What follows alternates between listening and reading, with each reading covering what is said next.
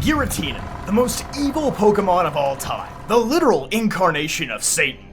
Or so a lot of fans seem to think. But the truth is, Giratina is a much more complicated figure in Pokemon history than a lot of people give it credit for. So good morning everybody, good morning, it's JPR, and today let's go over the slightly complicated history and the inspiration behind Giratina. Much like Rayquaza before it, or Kyurem who we covered in our last Pokemon lore video, Giratina was very simply introduced as a post-game legendary with limited information in Diamond and Pearl, being found inside the Turnback Cave under Sinnoh's secret fourth lake, the Send-Off Spring. Upon entering the cave and capturing Giratina, the only information given to the player comes in the form of this Pokedex entry. It is said to live in a world on the reverse side of ours. It appears in an ancient cemetery. Honestly, in retrospect, I'm surprised they basically gave away the whole selling point of Platinum this early. Especially when Kyurem's black and white dex entry just said, yeah, this bad boy right here, he's pretty cold, isn't he?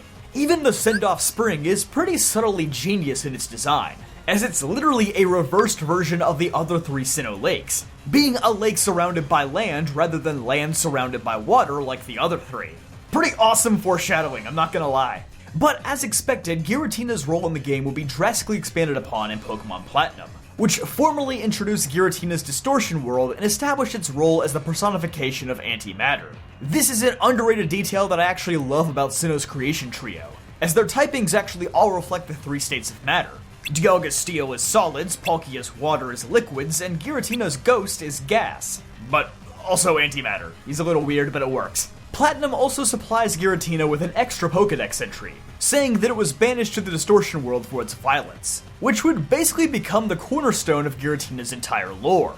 Obviously, this does contradict with Giratina's actions during the main story, but we'll come back to that point in a minute, because I do want to use this dex entry as an opportunity to pivot to its inspiration. Obviously, Giratina is a fallen angel of sorts. As one of the original deities created by Arceus, who eventually rebelled and was banished to another realm, it certainly does seem to draw some parallels with Satan.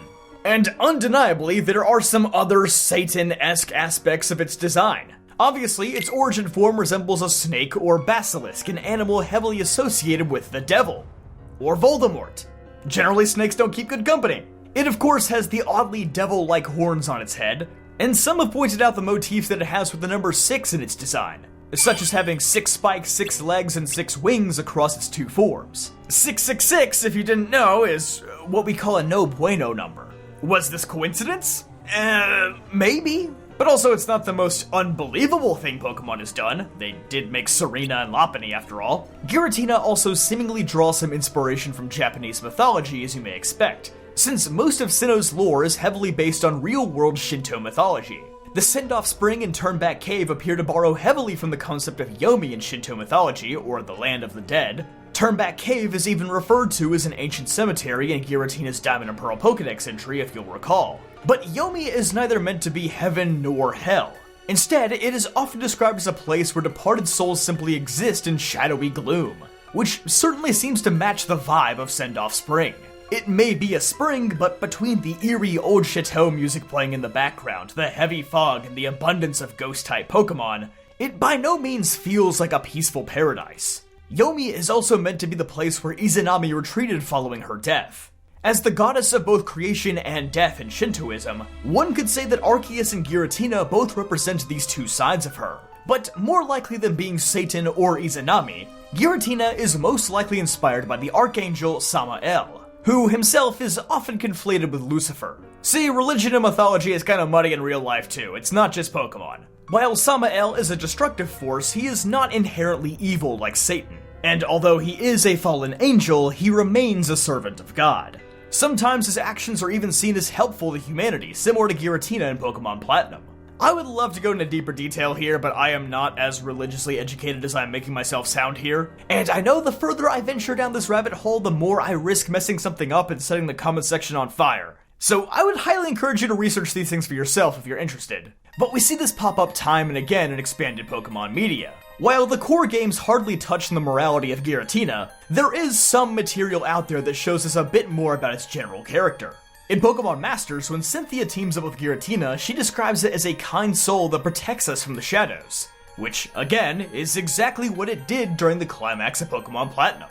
Though, it is worth noting that Pokemon Masters pretty consistently just makes up its own lore too. so take that line with a tiny grain of salt. In its own movie, Giratina and the Sky Warrior, in Giratina's first minutes on screen, we see it abducting and attacking Dialga because it was outraged with it for fighting Palkia and nearly destroying the world in the previous movie. While the Pokemon anime doesn't always get aspects of legendary Pokemon 100% correct, see Kyurem transforming at will in its own movie that I mentioned in the last video, these actions from Giratina are in line with how we see it act in Pokemon Platinum.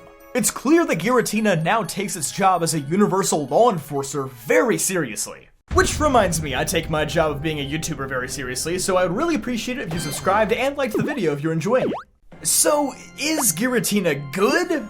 That's not entirely accurate either, because Giratina did do some bad stuff in the past. So let's go through its entire timeline of actions to properly make sense of it. Again, the Pokedex and in-game lore tells us that Giratina was banished to the Distortion World at the beginning of time for its violence.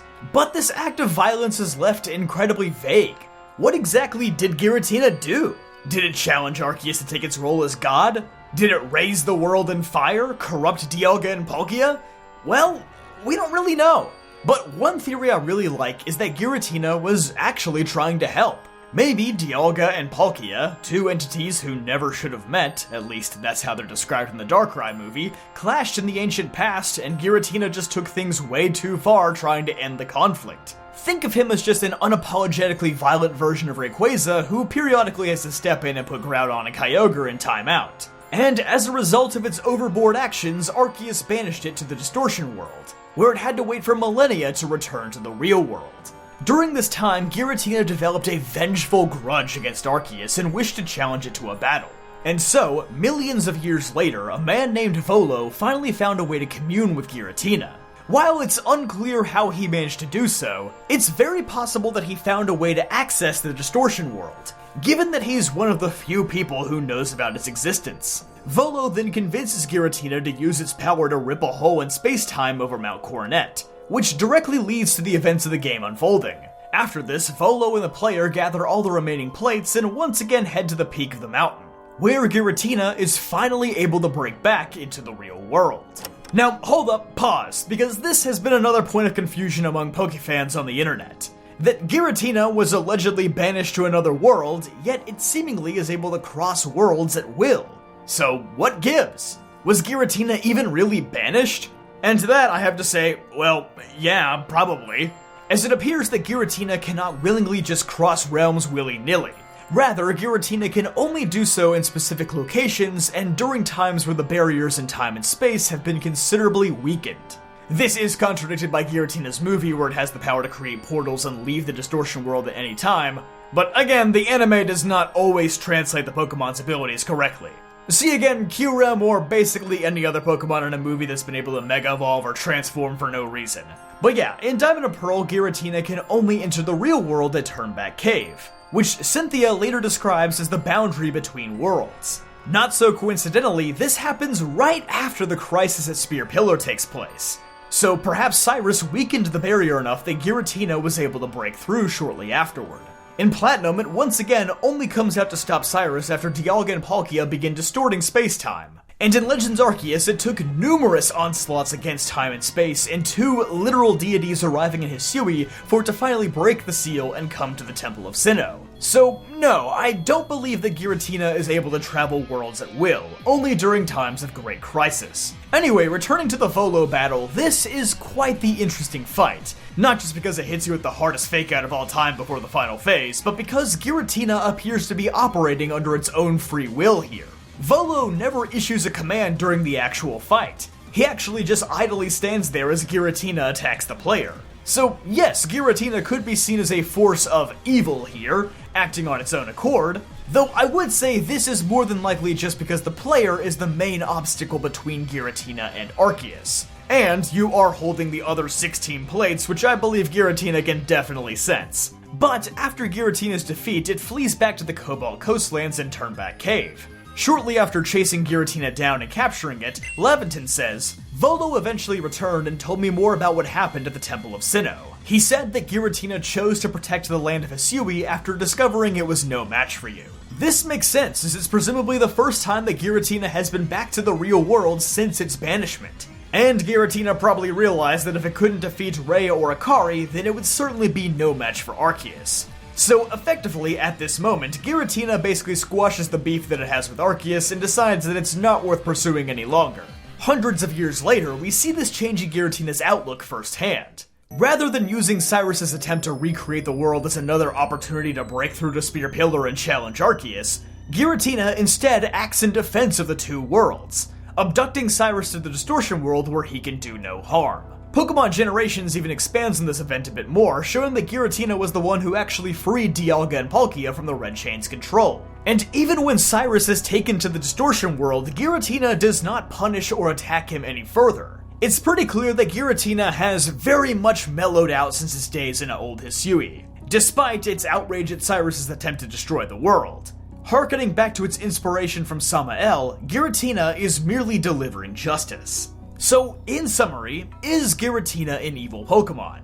Well, if you've been paying attention so far, the answer is clearly no. It's made pretty clear to us that when the world began, Giratina was a much more violent soul than it is today. In some pieces of media, like Giratina's own movie, it's still shown that it has a considerable amount of wrath, as evidenced by it attempting to kidnap and battle Dialga. But Giratina doesn't just attack people or Pokemon because it's evil.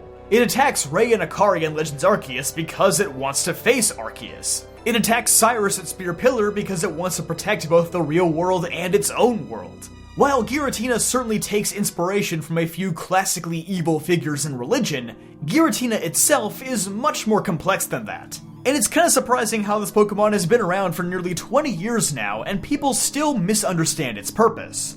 Now he's more like Batman. Maybe he's a little dark and sometimes goes a little too far in his quest for vengeance, but at the end of the day, he does it for his own reasons. Sometimes justice, sometimes self-defense, and sometimes he's just a little mad at Dad for sending him to his room for billions of years. Wouldn't you be?